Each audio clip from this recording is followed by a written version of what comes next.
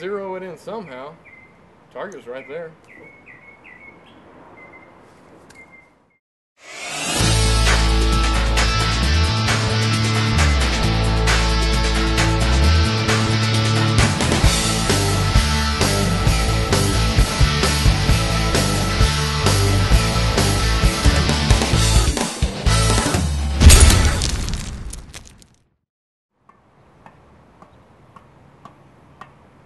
Well, welcome back to another exciting episode of Spud Destruction, the show where we take a common household potato and destroy whatever we find.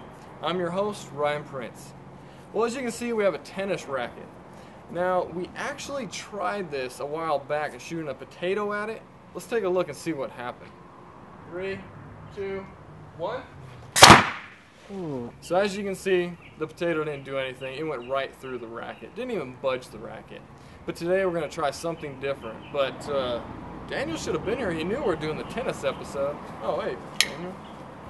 Right? I didn't know you liked tennis so much. Tennis? I go way back in the day with tennis. I had it going down back in high school, and I got to college. Hey, throw my ball camera, Let me see. Crap. See? Yeah. I'm a little rusty. Yeah, as I can tell. Anyway, today we're going to attempt to break a racket with a tennis ball. Instead of a potato. What do you think, Ryan? What's going to happen? My theory, and he doesn't agree with me, which is perfectly fine. I'm always right, whatever. I think it's going to snap the neck, or it's going to break the ball. What do you think? I think you're going to have 300 miles of recoil in your face, is what I think is going to happen. That could happen. Or it could go through. I think these things are built so tough to take a ball up to 90 miles an hour. I think it can do 200-300. We're going 4 times the speed. Well, you know what? Let's find out. Let's find out. 3, 2, 1. Oh, tennis ball flying. Yeah. Nice. Alright. Well, what did I say was going to happen? It was going to break at the neck. Or the ball. So I was wrong. You were wrong. What did you think was going to happen? I thought it ricocheted back. Did it? It actually did, so you're kind of right. So it's a 50-50. 50-50. Because you said it was going to break something, I said it was going to go back, so it did both. Yeah, so that's pretty good. You know what? Let's go see what happened to the ball if I can find it. I know it shot over my house somewhere. All right, show them the ball. Anything? No, make you see the line to where it hit the... Oh! It did. Catch this. You can see where it actually... You're right. Nice. You can see where it actually lined up with the...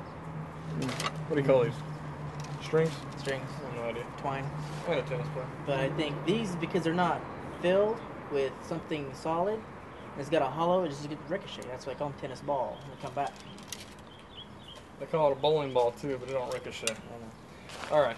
So, I don't know what kind of racket this is. We thought it was a tennis racket. I'm thinking squash or I think something. Elizabeth Taylor played with that back in the 60s. Anyways. Alright, well, we got a better, more modern racket. It's a good old Wilson. So, we're going to try another shot, raise the PSI a little bit since this is a little bit newer, and see what we can get with this one. Let's do it. So, get your speed. In 3, 2, 1. Oh, man! Nice! Speed? Oh, wow. 297 feet per second. Actually, not very... Oh, my God. As we can see, new age rackets don't compare to the 1970s rackets. Wow. You getting a close-up of this mangled mess? Where'd the ball go? Back at me. Actually, the ball didn't return very fast at all. It was like just a lob to my angle, but it's over there on the grass. Wow. So as we can see, things aren't built as well as they used to be. No. I mean, look at this. I did not expect that. I didn't expect this at all either. I was expecting it to go to the moon. Alright, well, thanks for watching this exciting episode of Spud Destruction. As Daniel mentioned earlier, the new racket doesn't hold up to the older rackets. Tic-tac-toe. Look at that. Oh, that is awesome. Well, thanks again for watching this episode. I'm Ryan Prince. I'm Daniel Martinez. You too. See you later.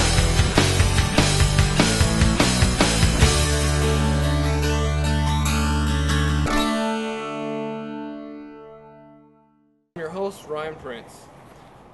I wasn't going to have you come in yet, but that's fine.